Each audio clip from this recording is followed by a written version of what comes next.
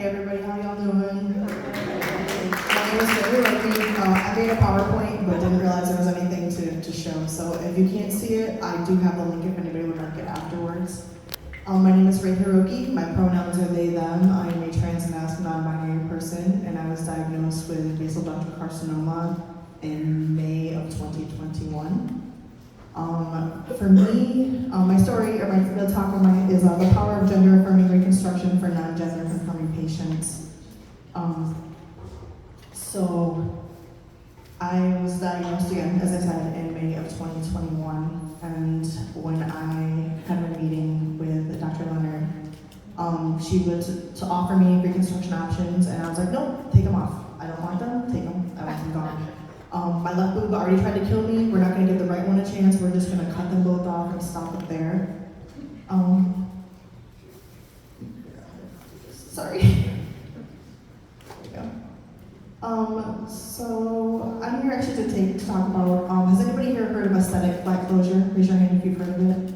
Anybody? A few people? Yep. People that have done it. So, there it goes. So this is me, this little video.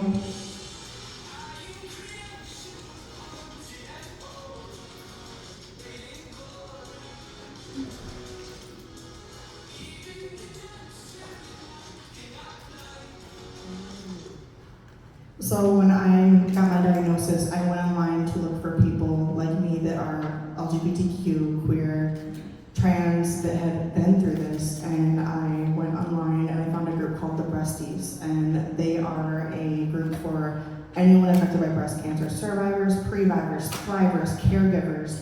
They have groups for it all. They have LGBT youths, BIPOC groups, and I met all these amazing people and heard stories and found out I wasn't all alone. Because it's so hard to walk in here in this very feminine space as a person that doesn't identify as being a woman and having to just go through with it. So I want to advocate for people like myself.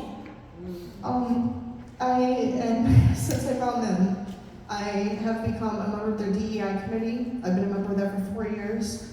I am a community host for the LGBTQ group, and every year we have a summer camp for 500 breast cancer people affected by breast cancer, and I've been a cabin leader for 3 years for that. I also am a wannabe comedian, so I'm sorry if I have jokes. And I'm also a content creator on TikTok and Instagram with over 20,000 followers across all platforms. There we go. So why do varied reconstruction options matter? Part of it is here. Not a lot of people know about aesthetic fat closure. There is also a lack of research on how breast cancer affects the LGBTQ community. There's not a lot of us, and the people that there is don't really, not everybody is out. Offering gender affirming options matter for people who may already have complex relationships with their bodies, like myself. Before I was diagnosed, I wore what was called a binder, basically what you got after surgery. I wore that for 3 years to flatten myself, and so we all know that reconstruction is not a free boob job. It's not. There's so much more that goes with that. But for me, it was a free top surgery. So,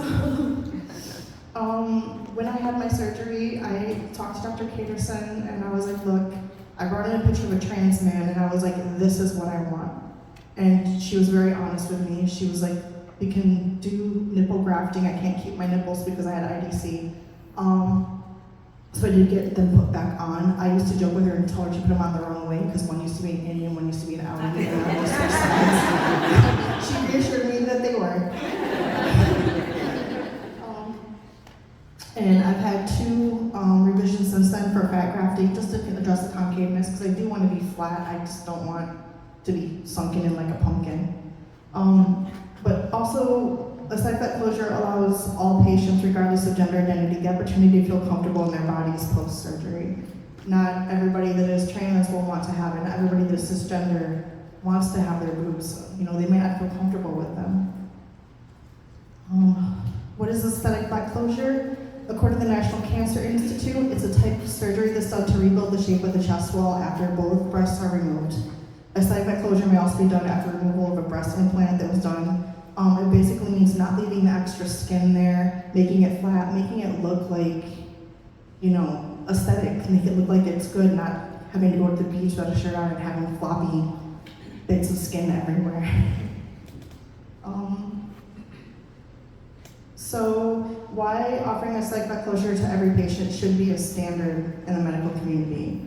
The medical literature on the intersection of gender identity and mastectomy for breast cancer patients is sparse because there's not a lot of studies being done about it.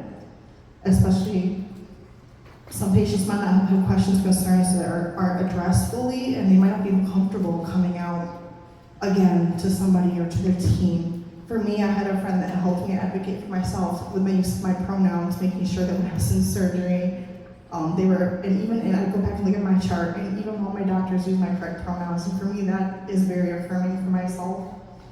Patients may not be interested, for example, in creating a masculine chest wall. For me, also part of the reason I went flat was I don't want to deal with all the extra surgeries. I don't want to deal with expanders and implants and more time away from work. I'm self-employed, so the more time I'm away, the less money I make. Sorry. So mastectomy and gender identity. A person's gender identity can certainly affect their psychological, mental health during treatment. For me, just being affirmed in who I was and being called by my chosen name, which I have since changed because I got tired of hearing my birth name. I used to call it my trouble name because my mom always yelled at me and called me my whole name when I was little. Mastectomy is almost always a traumatic event. Many patients, including the LGBTQ community and other gender non-conforming persons, can feel they're less attracted to having a breast appearance or having a chest. In some cases, the person may not even feel relieved to have their breasts gone, and I did because I remember having to wear this binder that was so tight. I used to wear it swimming, and I didn't want to be seen to have a chest. And then after surgery, when all the wrappings came off and I put on my first button-up shirt, my friends looked at me and they said, "You were just beaming, and just the light in your eyes was there." I'm not the only person that feels this way. This is Ashley. Ashley had surgery that removed her cancer in 2018 and wasn't presented with a flat closure. She asked by the nurse, "Why do you not want to have a shape at all?" And she told them that she didn't want reconstruction because she didn't want to have to wait for the plastic surgeon to join calendars and coordinate with the doctors. She didn't have traditional breast cancer. Her insurance wouldn't cover a double mastectomy, and she had primary angiosarcoma. So she was in Uniboop for 8 months until the insurance approved it. And that's when she went flat, and she felt like she was in the right body for the first time in her life. And they are their pronouns. This is M. M is a little bit different. M actually was having top surgery when their cancer was found. So they had to suture them up, go through other options. They ended up having a double mastectomy. They're 2 months out, so they haven't really thought about any reconstruction to adjust the flatness. But they were super annoyed the plastic surgeon wasn't present for their cancer mastectomy. The doctor was saying, "Just be happy your cancer's gone. It doesn't matter what your body looks like." It matters what our body looks like.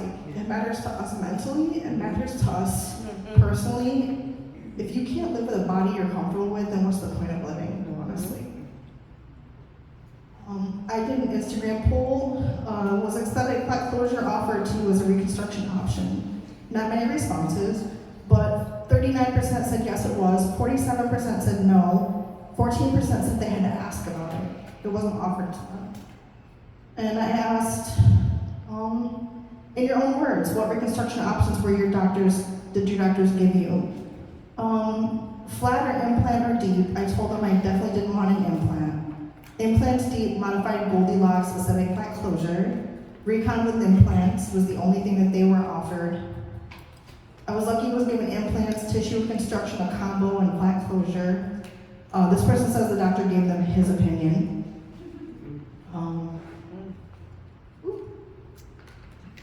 Let's see, only implants was this person's option. Immediate implant or deep, and then oncologists recommended implants. Of the 8 people that responded, only 2 mentioned flat closure. So what can you do as a medical professional or as a person just in general? Ask your patients their pronouns and use them. Not just to their faces, but also on their charts. We look at our charts. Everybody that's here has gone through when something posts up and says it's there, and you go through and you read what the doctor wrote. You know, for me, and just reading they instead of she was so affirming for me, and just made me feel like I felt seen. Make your office spaces more welcoming for all patients. I am going to call the hospital out on this a little bit. The pink gowns they give you can feel like I'm being shoved in an uncomfortable box. Carrie knows this every time that they come in and they give you that little pink thing for your checkups. Every time they walk in, I'm just topless. I just walk in and I'm not even wearing it. I'm just, it's off. Listen to your patients. Their thoughts and concerns about their life and how their reconstructions are going to affect that. You don't want to push reconstruction on somebody that one, doesn't want it, or two, can't afford to take time off of work, self-employed. Let us know the reality of what we're going through, because especially things like chemo. When I was going through chemo, my oncologist told me, Dr. Vera, you're gonna lose your hair. She didn't tell me I was gonna lose my pubes. Those were the first thing that left. Was not ready for that. I also lost my armpit hair. I've got 5 of them back on each side. I'm really, really proud of them. Also, they don't tell you about phantom boob syndrome. When I had a mastectomy for a few months, I still felt like they were there. Walking upstairs, feeling a bounce. The weird thing for me was the first time I tried to grab something and hold it, like against my chest. I wasn't used to it, and it fell. It just hit the ground. Those are my little jokes, but those are things that are very true for me.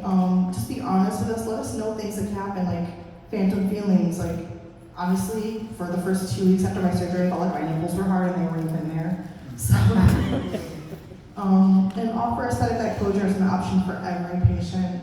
If you're not comfortable with it, especially as a medical professional, do some research, find people that are comfortable. Dr. Caterson has been amazing. She's actually on the list of doctors that offer that closure now. But it's a very disingenuous disservice to us to not have all the options available for us as people. Some people feel like getting implants because they feel like that's their only option, or that's what they're pushed towards. And they don't know that there's deep flap, or that there's skin sparing, or nipple sparing. They don't know these options.